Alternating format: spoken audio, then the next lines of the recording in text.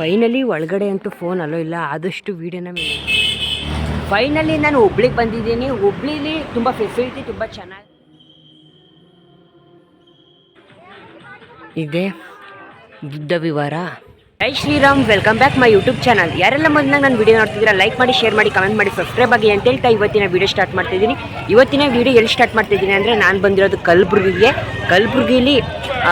ಕಲಬುರ್ಗಿಲಿ famous ಅಂತಲೇ ಹೇಳ್ಬೋದು ಈ ದೇವಾಲಯನ. ಸೊ ಯಾವ ದೇವಾಲಯನ ಮುಂದೆ ತಿಳಿಸ್ಕೊಡ್ತೀನಿ, ಬನ್ನಿ ಎಲ್ಲೂ ಸ್ಕಿಪ್ ಮಾಡ್ತಾನೆ ಈ ವಿಡಿಯೋ ನೋಡಿ.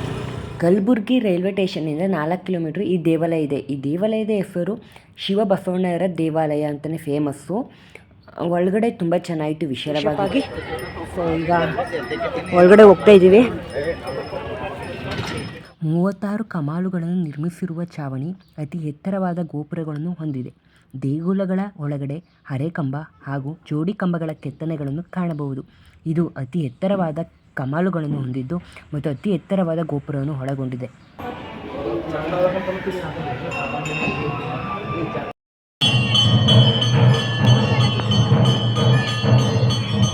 ಈ ಜಾಗ ಬಂದು ಮಕ್ಕಳು ಯಾರಿಗಾಗಿರಿಕಿಲ್ಲ ಅಂಥವ್ರು ಬಂದು ತೊಟ್ಲು ಕಟ್ತಾರಂತೆ. ನನಗೆ ಅದ್ರ ಬಗ್ಗೆ ಐಡಿಯಾ ಇಲ್ಲ, ಅಲ್ಲಿ ಯಾರೋ ಹೇಳಿದ್ರು, ಅವ್ರ ಹತ್ರ ತಿಳ್ಕೊಂಡು ನಿಮ್ಗೆ ಹೇಳ್ತಾ ಇದ್ದೀನಿ. ನನಗೆ ಶರಣಬಸವರು ಮೂಲತಃ ಜೀವರ್ಗಿ ತಾಲೂಕಿನ ಅರಳುಗುಂಡಿಯವರು. ಇವರು ಚಿಕ್ಕ ವಯಸ್ಸಿನಲ್ಲಿ ಆಧ್ಯಾತ್ಮಿಕ ಕಡೆ ಹೆಚ್ಚು ಒಲವನ್ನು ತೋರಿಸುತ್ತಾರೆ. ಹಸಿದವರಿಗೆ ಅನ್ನವನ್ನು ನೀಡಬೇಕು ಎಂಬುದು ಅವರ ಮೂಲ ಉದ್ದೇಶವಾಗಿತ್ತು.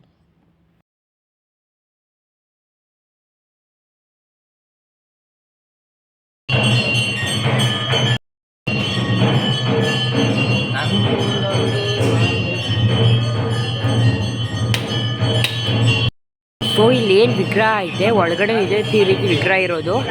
ಸೊ ಒಳಗಡೆ ವೀಡಿಯೋ ಮಾಡೋಕ್ಕಾಗಲಿಲ್ಲ, ಸೊ ಅದಕ್ಕೋಸ್ಕರ ಇಲ್ಲೇ ಬಂದು ವೀಡಿಯೋ ಮಾಡ್ತಾಯಿದ್ದೀನಿ. ಸೊ ಬನ್ನಿ ಈಗ ಮುಂದೆ ಹೋಗ್ತೀನಿ.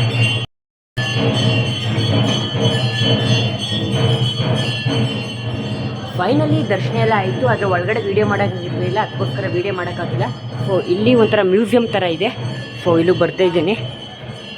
ಜಗತ್ತಿಗೆ ದಾಸೋಹ ಮಹತ್ವವನ್ನು ಸಾರಿದ ಶರಣಬಸವೇಶ್ವರರು 11/3/1822 ಸೋಮವಾರದಂದು ಲಿಂಗೈಕ್ಯರಾಗುತ್ತಾರೆ. ಇವರು ಸಮಾಧಿ ಹೊಂದಿದ್ದ ಸ್ಥಳದಲ್ಲಿಯೇ ವಿಶಾಲವಾದ ಗೋಪುರವೊಂದನ್ನು ಕಟ್ಟಲಾಗಿದ್ದು, ಈ ಕ್ಷೇತ್ರಕ್ಕೆ ಇಂದು ಶರಣಬಸವೇಶ್ವರರ ಮಹಾಸಂಸ್ಥಾನವೆಂದು ಖ್ಯಾತಿಯನ್ನು ಪಡೆದಿದೆ.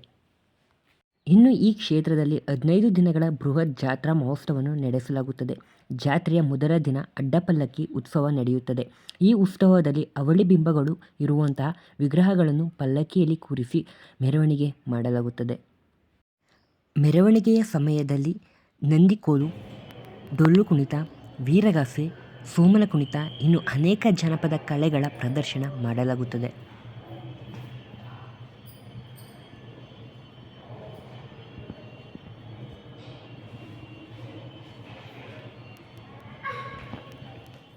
ಜಾತ್ರೆಯ ಪ್ರತಿದಿನವೂ ಮೂರ್ತಿಯನ್ನು ಪಲ್ಲಕ್ಕಿಯಲ್ಲಿ ಕೂರಿಸಿ ವಿವಿಧ ಪೂಜೆಗಳನ್ನು ಮಾಡಿ ದೇಗುಲಗಳ ಸುತ್ತ ರಥವನ್ನು ಎಳೆಯಲಾಗುತ್ತದೆ.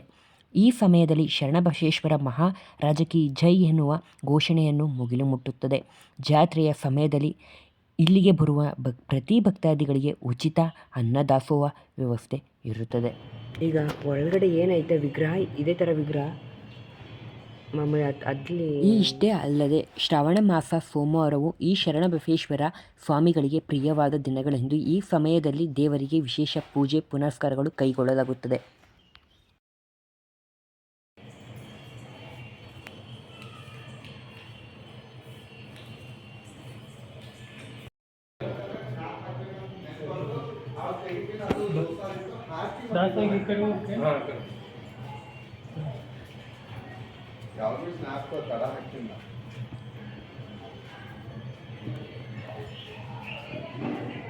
ಫೈನಲಿ ದರ್ಶನ ಎಲ್ಲ ಆಯಿತು. ಮತ್ತು ಮ್ಯೂಸಿಯಂ ಥರ ಸ್ವಲ್ಪ ವಸ್ತುಗಳಿಟ್ಟಿದ್ರು ಹಳೆಯ, ಮತ್ತು ಅವ್ರು ಕೂತ್ಕೊತಿದ್ದ ಚೇರ್ಗಳು, ಮತ್ತು ಅವ್ರು ಬಂದಿರೋಂಥ ಪ್ರಶಸ್ತಿಗಳೆಲ್ಲ ಇಟ್ಟಿದ್ರು. ಅವೆಲ್ಲ ನೋಡಿಕೊಂಡು ಈಗ ನಾವು ಅನ್ನದಾಸೋಹಕ್ಕೆ ಹೋಗ್ತಾಯಿದ್ವಿ, ಊಟ ಮಾಡೋಕ್ಕೆ ಅಂತ ಹೋಗ್ತಾಯಿದ್ವಿ, ಪ್ರಸಾದ ಸ್ವೀಕರಿಸೋಕ್ಕೆ ಅಂತ ಹೋಗ್ತಾಯಿದ್ದೀವಿ. ಸೊ ಬನ್ನಿ ಈ ವಿಡಿಯೋನ ಎಲ್ಲೂ ಸ್ಕಿಪ್ ಮಾಡ್ತಾನೆ ಈ ವಿಡಿಯೋ ನೋಡಿ, ತುಂಬ ಚೆನ್ನಾಗಿರುತ್ತೆ. ನನಗೆ ಗೊತ್ತಿರೋಷ್ಟು ಇನ್ಫಾರ್ಮೇಷನ್ನ ಕರೆಕ್ಟ್ ಮಾಡಿಕೊಂಡು ನಿಮಗೆ ತಿಳಿಸ್ಕೊಡ್ತೀನಿ. ಸೊ ಈಗ ಅನ್ನದಾಸೋಹ ಸ್ವೀಕರಿಸಿ, ಪ್ರಸಾದವನ್ನು ಸ್ವೀಕರಿಸಿ ನಾನು ಮುಂದೆ ಎಲ್ಲಿಗೆ ಹೋಗಬೇಕು ಅಂತ ಇನ್ನೂ ಡಿಸೈಡ್ ಆಗಿಲ್ಲ. ಆದಷ್ಟು ವೀಡಿಯೋ ಕ್ಯಾಪ್ಚರ್ ಮಾಡ್ತೀನಿ, ಎಲ್ಲೂ ಸ್ಕಿಪ್ ಮಾಡ್ತಾನೆ ಕೊನೆ ತನಕ ವೀಡಿಯೋ ನೋಡಿ. ಈಗ ಪ್ರಸಾದ ಸ್ವೀಕರಿಸ್ಕೊಂಡು ಸೊ ಸಿಗ್ತೀನಿ. ಬನ್ನಿ. ಫೈನಲಿ ಪ್ರಸಾದ ಕೊಟ್ಟಿದ್ದಾರೆ. ಈಗ ಪ್ರಸಾದ ತಿಂದ್ಕೊಂಡು ಹೊರಡಬೇಕು ನಾವು. ಈಗ ಪ್ರಸಾದ ತಿಂದು ಆಮೇಲೆ ಸಿಗ್ತೀನಿ. ಸೊ ಇಲ್ಲಿ ಪ್ರಸಾದ ಎಲ್ಲ ಕೊಡ್ತಿದ್ದಾರೆ. ಸೊ ಈಗ ತಿಂದು ಪ್ರಸಾದ ಈಗ ಸ್ವೀಕರಿಸ್ಕೊಂಡು ಈಗ ನಾವು ಹೊರಡ್ತಿದ್ವಿ. ಪ್ರತಿದಿನ ಬೆಳಗಿಂದ ಸಂಜೆ ತನಕ ಪ್ರಸಾದ ಕೊಡ್ತಾರೆ. ದಯಮಾಡಿ ಯಾರು ಬಂದರೆ ಪ್ರಸಾದನ ಸ್ವೀಕರಿಸ್ಕೊಂಡು ಹೋಗಿ. ಸೊ ಈಗ ನಾವು ನೆಕ್ಸ್ಟ್ ಪ್ಲೇಸ್ಗೆ ಹೋಗಬೇಕು. ಇದನ್ನೇ ಊಟದ ದಾಸೋಹ. ಸೊ ಈಗ ಹೋಗ್ಬೇಕು ನಾವು. ಎಲ್ಲೂ ಸ್ಕಿಪ್ ಮಾಡ್ತಾನೆ ಕೊನೆ ತನಕ ಈ ವಿಡಿಯೋ ನೋಡಿ. ಸೊ ಈಗ ಹೊರಡ್ತಾ ಇದ್ದೀವಿ ನಾವು. ಬಂದು ಇಲ್ಲಿ ಗೋಮಾತೆಗಳನ್ನ ಸಾಕಿದ್ದಾರೆ. ಇಲ್ಲಿ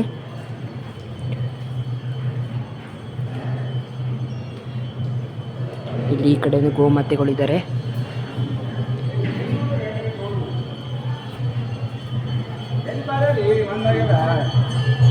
ಸೊ ಇದು ಎಕ್ಸಿಟ್.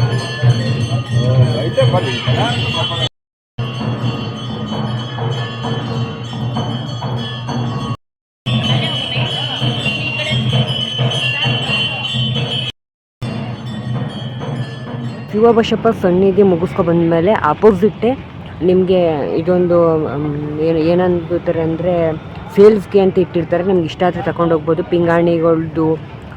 ಪಿಂಗಾಣಿಗಳ್ದು ಗೊಂಬೆಗಳಾಗ್ಬೋದು, ದೇವ್ರುಗಳಾಗ್ಬೋದು, ಕಲಾಕೃತಿಗಳೆಲ್ಲ ಮಾಡಿರ್ತಾರೆ. ಮತ್ತು ಇದು ಅಪೋಸಿಟ್ಟೇ ನಮಗೆ ಶರಣಬಸಪ್ಪಯವರ ಪಾರ್ಕ್ ಸಿಗುತ್ತೆ. ಅದು ಚೆನ್ನಾಗೈತೆ. ಈಗ ಅಲ್ಲಿಗೂ ಹೋಗ್ತೀವಿ. ನೀವು ನೋಡ್ಬೋದು ಫುಲ್ಲು. ಈಗ ಒಳಗಡೆ ಹೋಗೋಣ ಬನ್ನಿ.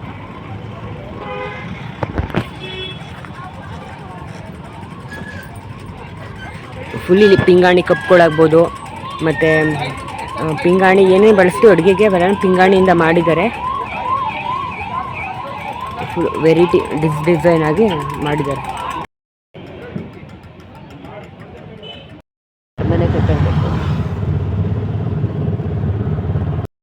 ಫೈನಲಿ ಬುದ್ಧ ವಿಹಾರಕ್ಕೂ ಬಂದಿದ್ದೀವಿ. ಸೊ ಇದು ಗುಲ್ಬರ್ಗದಿಂದ ಬಸವೇಶ್ವರ ದೇವಾಲಯ ಇತ್ತಲ್ಲ, ಅಲ್ಲಿಂದ ಇಲ್ಲಿಗೆ ಒಂದು 15 ಕಿಲೋಮೀಟ್ರ್ ಆಗುತ್ತೆ. ಸೊ ಇಲ್ಲಿಗೂ ಬಂದಿದ್ದೀನಿ. ಸೊ ಈಗ ಒಳಗಡೆ ಹೋಗ್ತೀನಿ. ಗೇಟ್ ಲಾಕ್ ಆಗಿದ್ದಾರೆ, ಇನ್ನೊಂದು ಸ್ವಲ್ಪ ತೆಗಿತಾರೆ. ಸೊ ಅಲ್ಲಿ ತನಕ ವೆಯ್ಟ್ ಮಾಡಿ ಹೋಗಬೇಕು. ಸೊ ಬನ್ನಿ. ಇದೇ ಬುದ್ಧ ವಿಹಾರ. ಸೊ ತುಂಬ ಚೆನ್ನಾಗೈತೆ ನೋಡಿ. ಹಿಂಗೆ ಕಾಣಿಸುತ್ತೆ ಒಳಗಡೆ ಬಂದರೆ. ಇನ್ನು ಮುಂದೆ ಕರ್ಕೊಂಡು ಹೋಗ್ತೀನಿ ಬನ್ನಿ. ಬುದ್ಧ ವಿಹಾರ ಮುಂದೆ ಸುತ್ತಮುತ್ತ ತುಂಬ ಚೆನ್ನಾಗೈತೆ. ಜಾಗ ವಿಶಾಲವಾಗೈತೆ. ಮತ್ತು ಯಾವುದೇ ಥರದ್ದು ಸೌಂಡ್ ಇಲ್ಲ, ವೆಹಿಕಲ್ ಇಲ್ಲ. ತುಂಬ ನಿಶ್ಶಬ್ದತೆಯಿಂದ ಐತೆ. ನೀವು ನೋಡ್ಬೋದು ಯಾವುದೇ ಥರ ವೆಹಿಕಲ್ ಏನಿಲ್ಲ.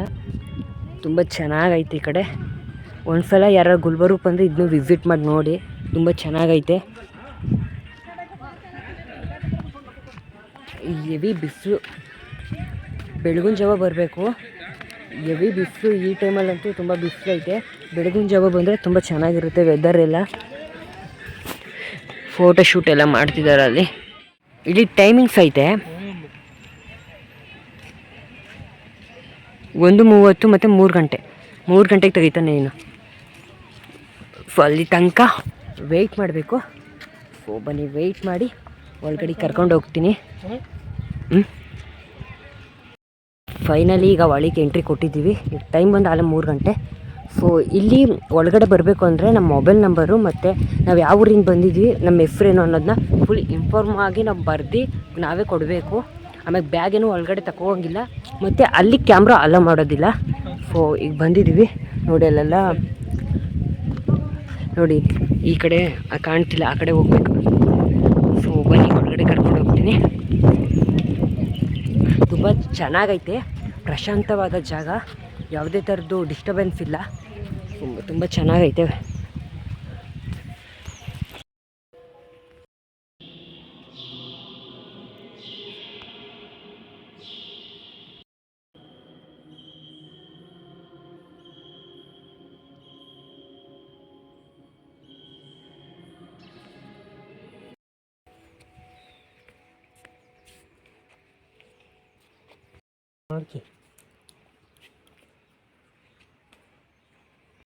ಫೈನಲಿ ಒಳಗಡೆ ಅಂತೂ ಫೋನ್ ಅಲ್ಲೋ ಇಲ್ಲ. ಆದಷ್ಟು ವೀಡಿಯೋನ ಹೆಂಗೋ ಅವ್ರಿಗೆ ಗೊತ್ತಿಲ್ದಂಗೆ ವೀಡಿಯೋ ಮಾಡ್ಕೊಂಡಿದ್ದೀನಿ. ಒಳಗಡೆ ಬುದ್ಧಂದೊಂದು ಸ್ಟ್ಯಾಚ್ಯೂ ಇತ್ತು.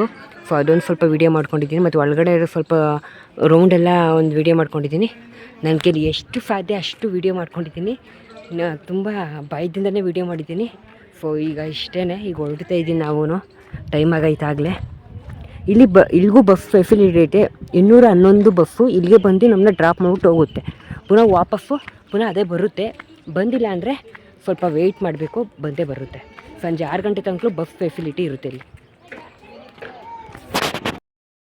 ಫೈನಲಿ ನಾನು ಗುಲ್ಬರ್ಗದಿಂದ ಇವತ್ತು ಹುಬ್ಳಿಗೆ ಹೋಗ್ತಾ ಇದ್ದೀನಿ. ಸೊ ಟ್ರೈನ್ ಏನು ಬುಕ್ ಮಾಡಿದ್ದಿಲ್ಲ, ಹಾಗೆ ಜನರಲ್ ಬೋಗಿಲೇ ಹೋಗ್ತಾ ಇದ್ದೀನಿ. ಸ್ವಲ್ಪ ದೂರ ಇದೆ. ಫೈನಲಿ ನಾನು ಹುಬ್ಳಿಗೆ ಬಂದಿದ್ದೀನಿ. ಹುಬ್ಳಿಲಿ ತುಂಬ ಫೆಸಿಲಿಟಿ ತುಂಬ ಚೆನ್ನಾಗೈತೆ. ಬಸ್ ಫೆಸಿಲಿಟಿ ಅಂತೂ ಕೇಳಬೇಡಿ, ಯಾಕಂದರೆ ಮೆಟ್ರೋ ಥರನೇ ಬಸ್ ಫೆಸಿಲಿಟಿ ಐತೆ. ಒಂದು ಕಡೆ ಟಿಕೆಟ್ ಕೊಡ್ತಾರೆ, ನಾವು ಯಾವ ಕಡೆ ಇಳಿತೀವಿ ಅಲ್ಲಿ ಸ್ಕ್ಯಾನ್ ಮಾಡಿದ ತಕ್ಷಣ ಅದೇ ಓಪನ್ ಆಗುತ್ತೆ. ಇದೇ ಬಸ್ ಸ್ಟ್ಯಾಂಡು, ಎಲ್ಲ ಕಡೆ ಇದೇ ಥರ ಬಸ್ ಸ್ಟ್ಯಾಂಡ್ ಇಟ್ಟಿದ್ದಾರೆ. ತುಂಬ ಚೆನ್ನಾಗಿದೆ. ಈಗ ಜಸ್ಟ್ ನಾನು 7 ಗಂಟೆಯಲ್ಲಿ ಯಾದಗಿರಿಯಿಂದ 7 ಗಂಟೆಯಲ್ಲಿ ಹುಬ್ಳಿಗೆ ಬಂದಿದ್ದೀನಿ ಟ್ರೈನಲ್ಲಿ. ಸೊ ಈಗ ಅವ್ರು ನನ್ನ ಕರ್ಕೊಂಡೋಗಿ ಬರ್ತಾ ಇದ್ದಾರೆ. ಸೊ ಅಲ್ಲಿ ತನಕ ಒಂದು ರೌಂಡ್ ಹಾಕೊಬರೋಣ ಅಂತ ಸುಮ್ಮನೆ ಹೋಗ್ತಾ ಇದ್ದೀನಿ. ಫೈನಲಿ ಅವ್ರ ಅಣ್ಣ ಫೋನ್ ಮಾಡಿ ಹುಬ್ಳಿ ಬಸ್ ಸ್ಟ್ಯಾಂಡಲ್ಲಿದ್ರು, ನಾನು ಬರ್ತೀನಿ ಅಂತ ಹೇಳಿದ್ರು. ಸೊ ಅದಕ್ಕೋಸ್ಕರ ಹುಬ್ಳಿ ಬಸ್ ಸ್ಟ್ಯಾಂಡ್ ಒಂದು ರೌಂಡ್ ನೋಡ್ಕೊಬರೋಣ ಅಂತ ಹಾಗೆ ಸುತ್ತಮುತ್ತ ಎಲ್ಲ ಬಸ್ ಸ್ಟ್ಯಾಂಡ್ ಎಲ್ಲ ನೋಡ್ತಿದ್ದೆ. ಯಾವ್ಯಾವ ಬಸ್ ಹೆಂಗಿರುತ್ತೆ ಮತ್ತು ಊರ ಹೆಸ್ರುಗಳು ಹೆಂಗೆ ಐತೆ ಈ ಕಡೆ ಅಂತ ತಿಳ್ಕೊಳಕ್ಕೆ ಬಂದಿದೆ. ತುಂಬ ಡಿಫ್ರೆಂಟಾಗಿತ್ತು. ಫೈನಲಿ ಅವ್ರ ಅಣ್ಣ ಬಂದು ನನ್ನ ಅವ್ರ ಮನೆ ಕರ್ಕೊಂಡು ಹೋದ್ರೆ ಈ ವಿಡಿಯೋನ ಇಲ್ಲಿಗೆ ಎಂಡ್ ಮಾಡ್ತಾಯಿದ್ದೀನಿ.